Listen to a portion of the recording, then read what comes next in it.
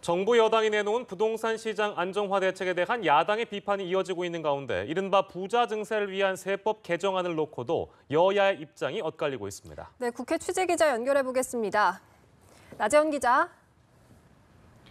네, 야당은 정부의 주택시장 안정화 대책이 근본적인 대책이 될 수 없다고 비판했습니다. 특히 보수 야당인 자유한국당과 바른정당은 규제를 완화해야 한다고 목소리를 높였는데요. 한국당 송석준 의원은 원내대책회의에서 수도권 규제와 같은 시대착오적 규제에 대해 근본적 검토가 필요한 시점에 오히려 반시장적 정책이 난무해 심히 우려스럽다고 비판했습니다. 바른정당 이해훈 대표도 턱없이 부족한 서울의 주택 공급 부족을 해소하기 위해서는 공급 규제를 과감히 풀어야 한다고 강조했습니다. 국민의당 김동철 원내대표는 총체적인 시스템 차원의 접근을 하지 못하면 제2의 노무현 정부 정책 실패를 반복할 뿐이라며 과거를 반면교사 삼아 철저한 대책을 수립하라고 촉구했습니다.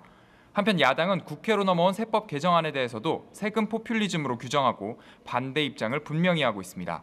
특히 자유한국당은 법인세 인상이 기업 활동을 위축시켜서 민간 일자리 창출에 걸림돌이 될 것이라는 논리로 강력히 반대하고 있습니다.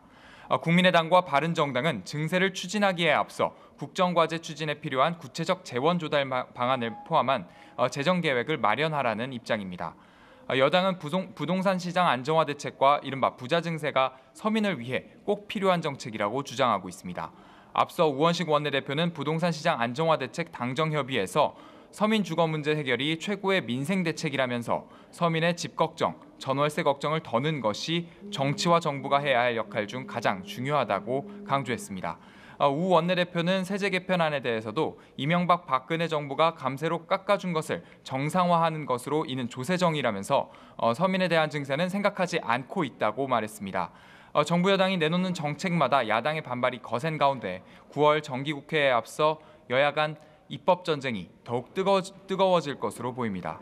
지금까지 국회에서 전해드렸습니다.